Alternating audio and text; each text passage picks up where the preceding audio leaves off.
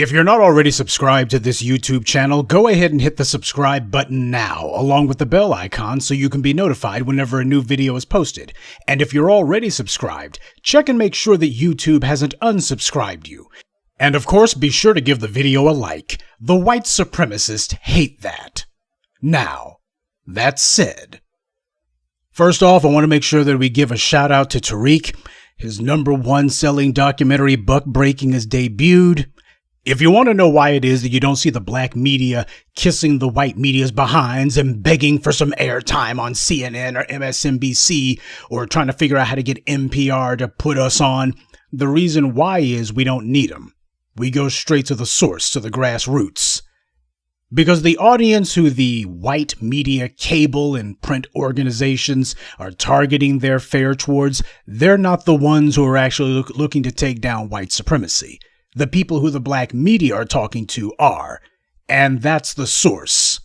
Black media has proven time and time again that we can bypass and go around the would-be gatekeepers and outperform the white media's hand-picked, propped-up suckers. We can outperform them and don't have to kiss anybody's behind to do it. While some other people are trying to figure out how do we get HBO to give us a contract, you got the black media saying forget the doggone contract, you go straight to the people. And so the black media has done precisely that. So again, hats off to Tariq and congratulations on the success of his latest documentary. There's an old saying that real recognizes real, but real is supposed to also be savvy enough to recognize phony too. There's a reason why it is you didn't see the black media boosting or otherwise promoting any of these quote-unquote alternative candidates. First of all, an alternative is something that you choose. It's not something that's presented to you by the exact same white media that presented Hillary Clinton, Bernie the Bigot Sanders, and Jim Crow Joe Biden to you. An alternative is something that you selected, not something pushed to you by your enemies. So whenever you got Marianne Williamson or Tulsi Gabbard, these two individuals who, in my opinion, are basically Karens in denial, as the black media, we just cannot give that the thumbs up. We can't endorse them. Why? Because they did not come to us. That's why. Oh, they try to pick some hand-picked, cherry-picked phonies like the A-Dunce crowd. That's supposed to be their own homegrown workaround. Look, we got this down-and-out mushmouth ex-prosecutor here. He's supposed to be a NIMI-nominated producer, but he's not producing a damn thing except for a bigger waistline these days. And we got his little partner in crime wearing her patented seersucker suit, looking like a kid and play impersonator, a tribute actor, and this is supposed to be who passes for our representatives. I told you about how you had the Griot and other white media sock puppet outlets pretending to speak to us. They were trying to christen a whole new crop of would-be spokespeople for you and me, their own little phony baloney black empowerment mouthpieces. I told you about Black Pack. I told you about She the People. We told you about Black Votes Matter. We warned you about these guys. And that's the reason why these clowns ain't really been able to have much traction. Oh yeah, they got the white media trying to put them on, just basically going through the motions, but the grassroots ain't fooling with them. And the reason why is real recognizes real. Now, for the sake of this evening's video essay, we're going to go ahead and focus on a couple of people in particular, but this applies to a wide variety of individuals, fakers, frauds, and phonies who have been put in front of us by the white media, basically for as long as there's been a white media. Tulsi Gabbard. Oh yeah, she tried to come off as some sort of alternative to Hillary Clinton, but the truth of the matter is she's basically a slightly less varnished version of the Joe Biden, let's appeal to the right wing type of individual. This woman from the same state of Hawaii that Barack Obama spent some time in. Gee, what is about them political types from Hawaii? They try to sit here and go, oh, I got this aloha thing. I don't give a damn about your little would-be multicultural introductions. I care about what the hell you're going to do for my people. Well, Tulsi Gabbard, while she had one notable moment where all she did was she basically gave the pig simple facts about Kamala Harris, and some of y'all, your skirts got blown up by that. You saw her go in on Kamala Harris once and you thought to yourselves, oh, this just makes her the greatest thing since bread came in a bag. Let me tell you something. When Tulsi Gabbard decided to expose Kamala Harris's injustice record in Detroit, she didn't do that for you and me. Tulsi Gabbard did that for herself and no one else. She didn't come to us beforehand and she hasn't come to us afterwards. That's all the evidence you need right there. She had one single moment where she got in a couple of digs at Kamala. And the reason why was she was trying to get Kamala out of the way. Kamala was standing in the way of what she wanted. She didn't do it as some act of conscience on behalf of you and me. She did it for the same old base political self-interest. But we got black folks, and I've been telling you about this ever since we're all Detroiters now. All it takes is for some politician to come along and do one thing that you think is somewhat in your favor, and why they'll have a loyal voter for life. And they know that.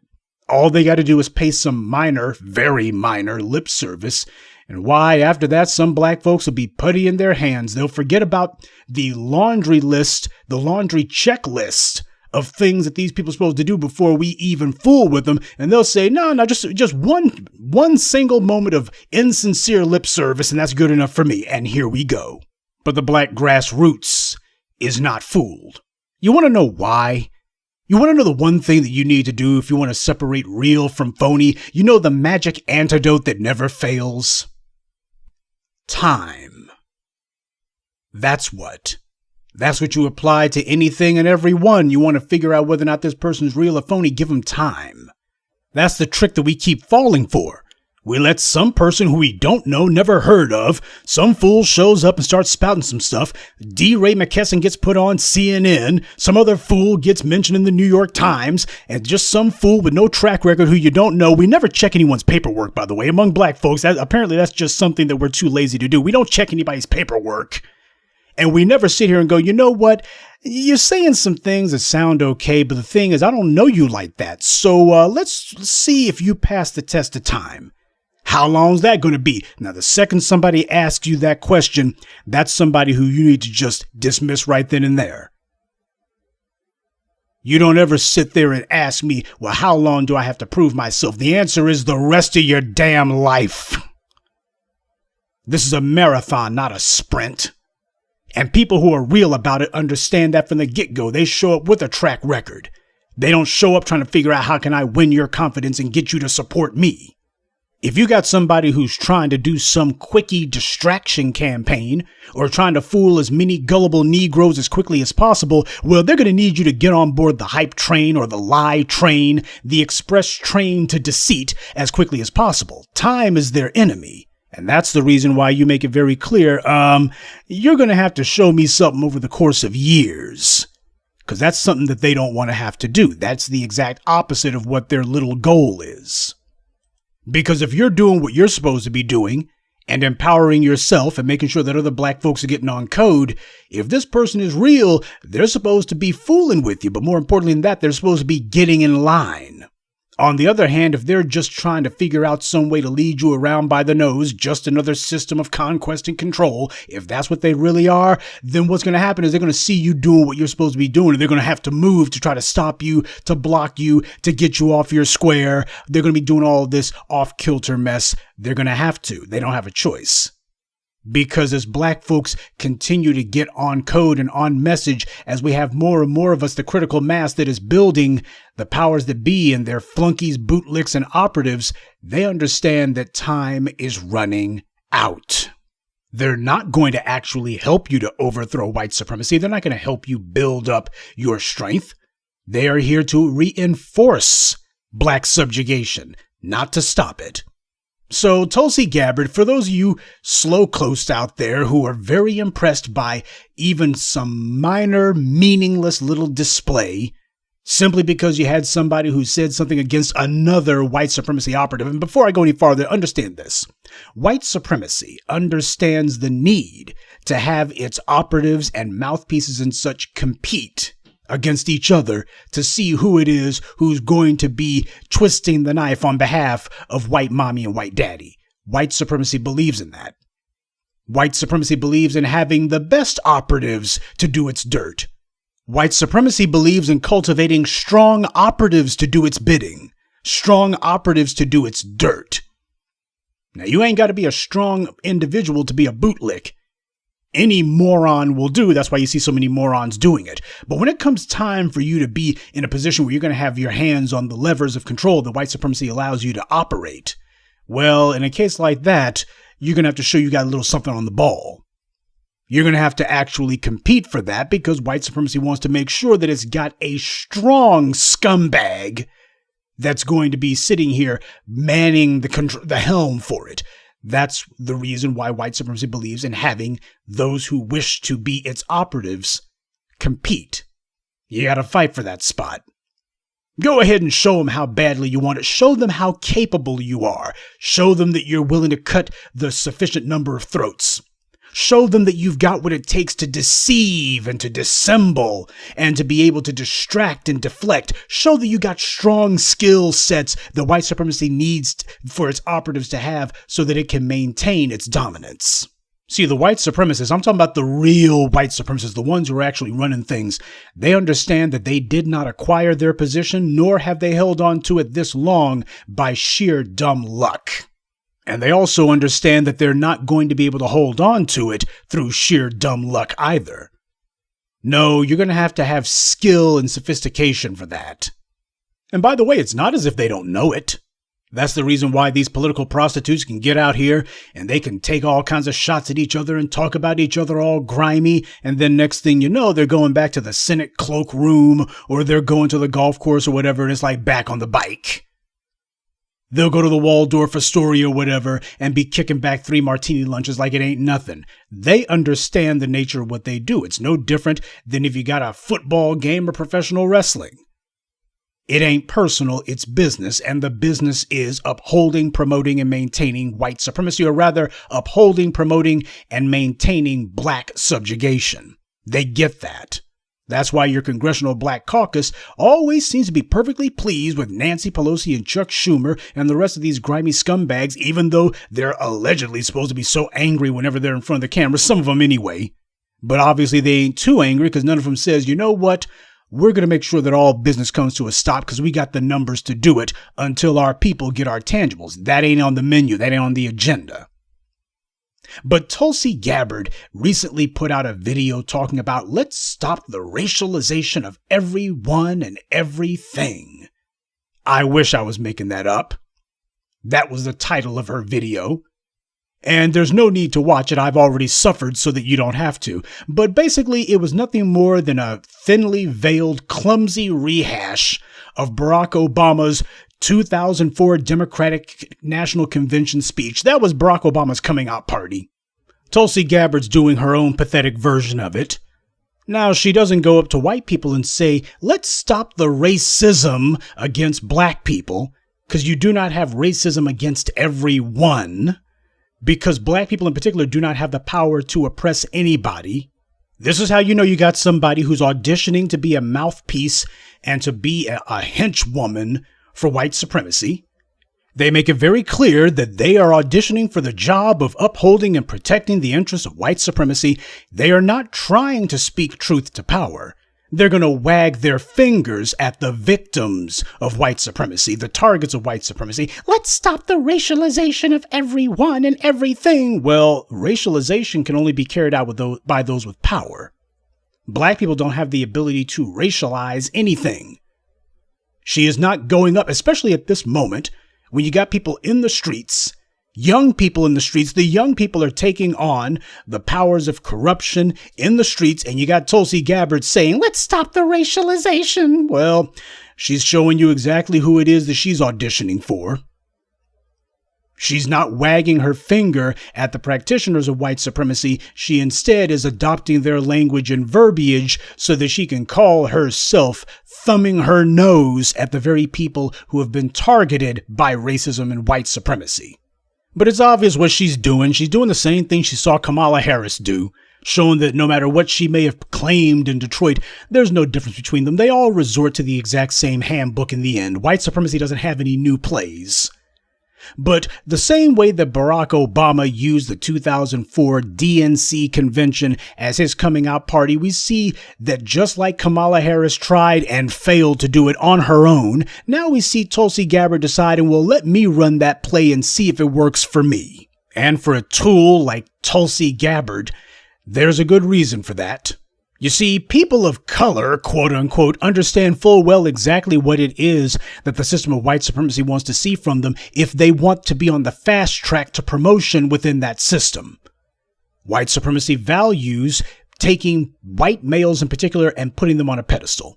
So if you're a black woman like, say, Issa Rae, who is desperate to get a network contract with HBO, what you do is you do a show that runs black men into the ground relentlessly. In fact, that's any Negro who you see running black men into the ground and wagging their finger at black men, that's somebody looking for a white audience.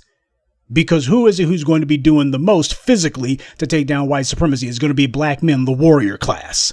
So when you see somebody who's constantly lecturing black men and whining at black men and doing that, no matter what they may claim, that's somebody who ain't on the level. Simple as that. So Issa Rae did her little side show on YouTube where it was basically black men ain't spit. Look how unworthy these black men are. And of course, her love interest is a white male. And she goes, oh, that just happened that way. You know, it's just the way the casting, you see, the casting, the show, you see. And then, of course, I showed you the video where she explained that she had been trying to get the attention of these white media networks because she had been looking just out there thirsty as hell for a white media contract. And of course, her selfless bootlicking paid off. HBO looked and said, oh, she'll fit right in, running black men into the ground. Hell, we had The Wire and a bunch of our other stupid little shows that demonize black people and black men in particular and play on every stereotype. Oh, she'll fit right in. And that's how it goes. So whenever some black person is looking at one of the institutions of white supremacy and trying to figure out what's the fastest way to get them to put me on the payroll, well, you start by making sure you go hard in the paint for whatever it is, the line of rhetoric that they want to hear. You do that and that lets them know, hey, I'm looking for you guys to pick me up and shoot me to the top. It's understood. Everybody gets that. That is the quickest way for them to look at you and say, okay, let's go ahead and give you a contract. Let's go ahead and put you on the payroll. And it works the same way in the arena of politics. That's what people saw with Barack Obama in 2004. The Democrats had already decided they were going to fast track him to be a future presidential contender. They'd already decided we're going to go ahead and slot him for the upper tiers. But you're not going to be able to get very far at all unless you're able to get a critical mass of white voters to get behind you. And if you're a black person, you already know they don't like seeing you as soon as you came in the room. So what you got to do is you got to go ahead and set these casual racists, read white moderates' minds at ease. And every black person, and in fact, every quote unquote person of color knows exactly what it is that the rank and file white supremacist wants to hear. What they want to hear is that you're not going to rock the boat of their guarantees, goodies, and giveaways that they have been given under white supremacy by benefit of being classified as white. So you're not going to upset that apple cart. But B, make it also clear that whole thing about slavery, which happens to be the black elephant in the room. I just want to let you know, I'm not holding any grudges, and I certainly don't think that America owes black people anything. So what happens is you give this phony baloney, asinine, kumbaya pep talk. It doesn't matter if it's Colin Powell, Alan Keyes, even Al Sharpton, when he went on Meet the Press years and years and years back, was basically doing a very different song and dance than the one that he did in front of black folks. Yeah, when it comes time to start trying to gather that white base support, you better start singing the song they want to hear. And the song they wanted to hear, as Barack Obama sung it, was, "There is no black America. There is no white America. Only the United States of America," which I in particular found to be doubly ironic because the vice presidential running mate, John Edwards, he had written a book called Two Americas. So here you had the man running for the vice presidency of the United States, and he had a book called Two Americas. He's talking about how America's stratified in terms of race and all the rest of it, but mostly race. And here you got the keynote speaker at the DNC convention in 2004 saying, there is no black America, there is no white America. You can tell which message the white rank and file voter found to be more attractive. John Edwards did not go to the White House. Barack Obama did. And I need you to understand that. Anytime you see someone, particularly a person of color, quote unquote, talking that color blind, we're all one family, they're just flying in the face of reality. That is a person who is looking for a white audience. That's a person who's looking for white support, because that's who that message is meant to appeal to.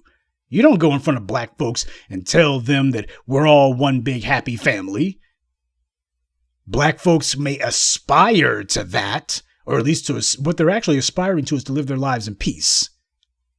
But the thing about it is, you got to make sure that if you're trying to appeal to a white audience so that they will look at you as non-threatening, because everybody reads between the lines. We all know what it means when somebody says that there is no black America, there is no white America. Let's stop the racialization of everyone and everything. Whenever some person of color pulls that spiel, the white audience knows exactly what that means. It's code for, I will tell black people to stop saying that the dominant society is racist. Now give me your money and your votes. That's what it means. I'm going to wag my finger at black people and tell them stop playing victim and America is post-racial. And by the way, if I do that, I need you guys to give me all your money. Give me your money and your votes. That's the hustle. Everybody understands it. Everybody recognizes it. You see, one of the ways that you figure out if you're dealing with two or more groups who are truly in opposition to one another, or if you're dealing with controlled opposition, two groups who are basically working for the exact same purpose, one of the tools that you can use to figure it out is message consistency. Are their two messages consistent with each other? Are they really attempting to oppose one another, or do you have one who's saying a message and the other one who's letting them do it? Point that I'm trying to get across is Tulsi Gabbard is just a case study in why it is that you got so many black folks who get taken under by some individual, some clear charlatan, and then have the nerve to turn around later on and pretend as if, oh, I can't believe, is nothing sacred. Yeah, you have this mixed race woman from Hawaii who never had a damn thing to do with black people, has not helped black people in any way, has never even bothered to try to figure out what it is that black people want, much less listen to us.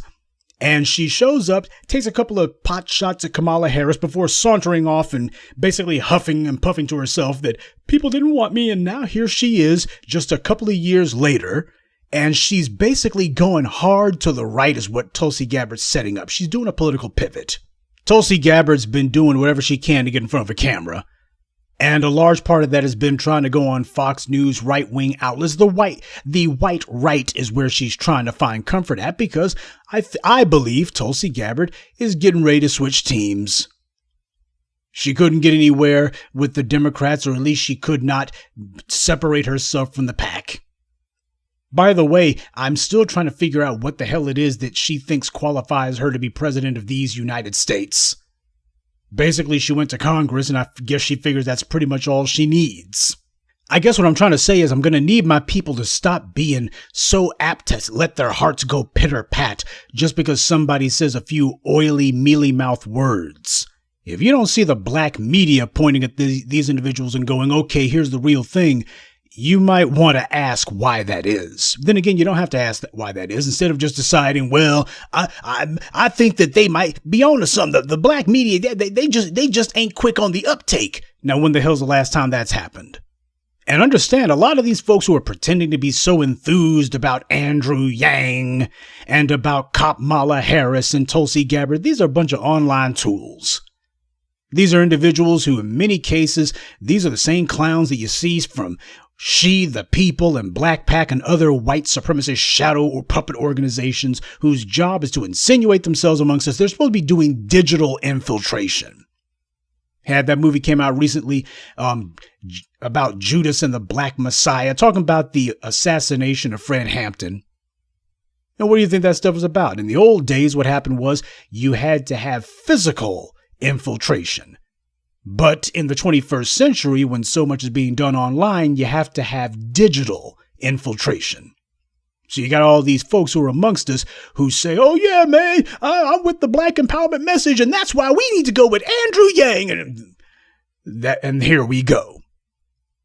So I need my people to be aggressive about slapping down this nonsense when these fools raise their heads. The job of house cleaning and maintaining internal discipline is not merely the responsibility of the main voices, the primary voices of black media. It is the responsibility and duty of us all. Keeping our ranks strong, that's the duty of every one of us. Making sure that we create a hostile environment for the would-be operatives, mouthpieces, suck-ups, and agent provocateurs of white supremacy, that's the responsibility of us all. One of the things the white supremacy spends a lot of time trying to do is to cultivate and to create doubt amongst black people. Doubt about ourselves, doubt about our capabilities, doubt about who we should be listening to, doubt about white supremacy's intentions and aims. Doubt about who is working in white supremacy's interests. Doubt is a crucial tool of white supremacy. Create uncertainty. Make it where they can't be sure. Sun Tzu talked about that in The Art of War, sowing the seeds of confusion. Well, the black media is not confused. And if you make sure that you get your news and views from family, instead of trying to go to your oppressors who might have some slick studio that they're in, but they've got nothing more than a bunch of high production value lies, then you can keep from being confused too if you make sure that you listen to the right people. I mean, for God's sake, it's not even a damn contest.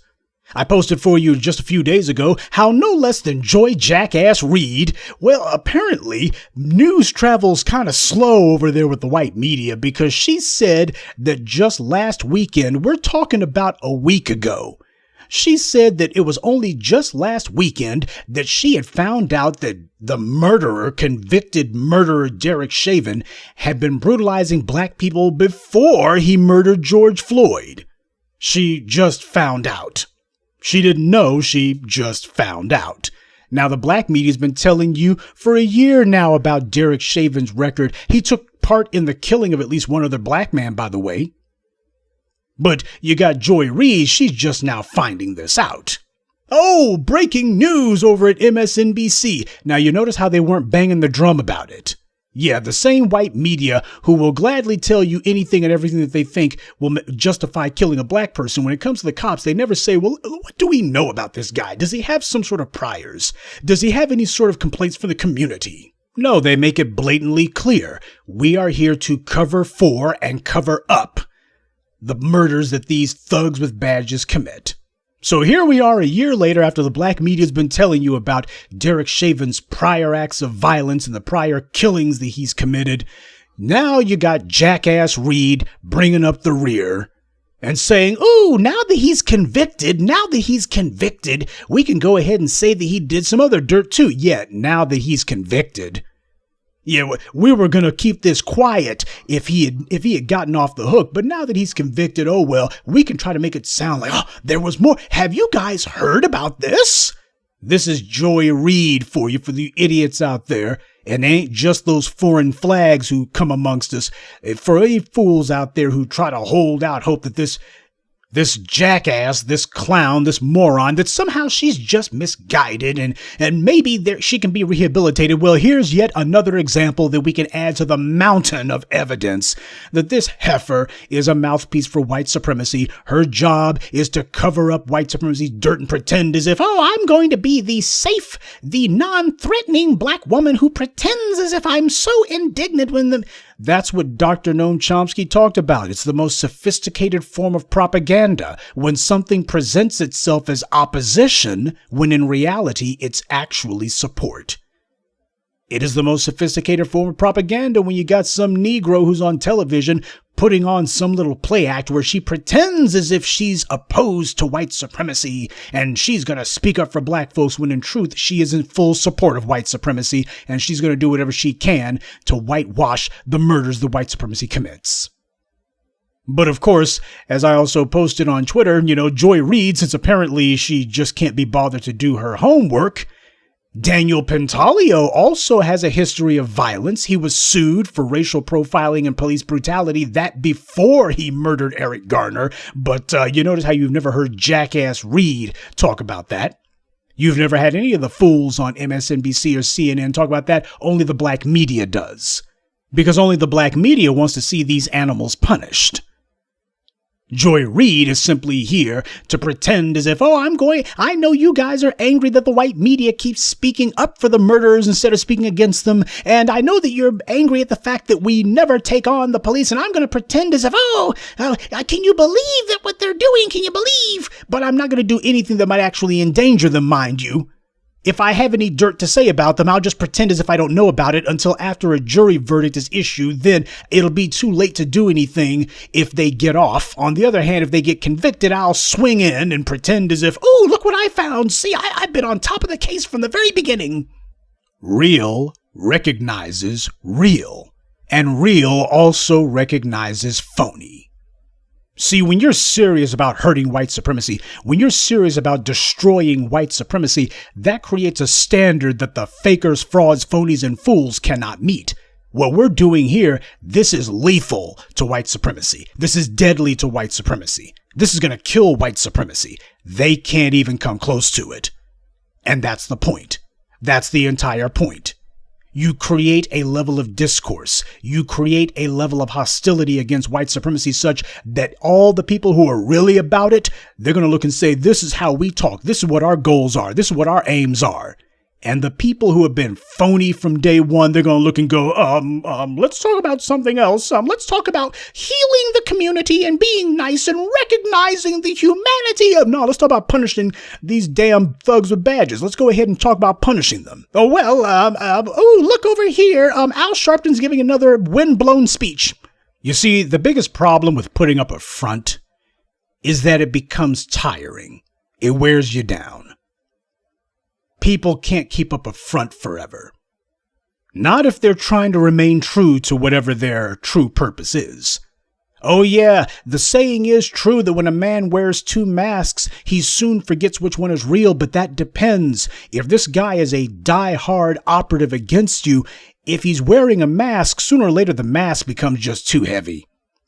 And especially if he's a dyed-in-the-wool ideologue, well, sooner or later he's going to have to say what he really thinks. He just can't keep that mask on, especially when you start putting pressure on him, and you keep the pressure up. Time makes everyone drop whatever their mask is. Now, you know that the voices of black media, especially myself, been out here damn near 15 years doing this. If I was going to break bad, it would have happened a long time ago. But you notice that the message hasn't changed. You want to know why? Because the messenger has not changed. But the most compelling reason for why it is that the black media still exists and has been able to grow stronger with every passing day is because of you. And that's the reason why I got to thank each and every one of you, the people who have been here from day one, the new people who are not going to flake off, but understand time applies to you too. Whether or not you're truly cut out for black empowerment, that's going to be proven by time. It won't be proven by a couple of Twitter tweets. It won't be proven by some YouTube comments.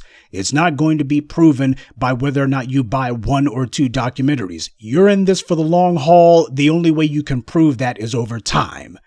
That is, unless, of course, you want to be kept in the same putrid company as Barack Obama, Joy Jackass Reid, and Tulsi Gabbard.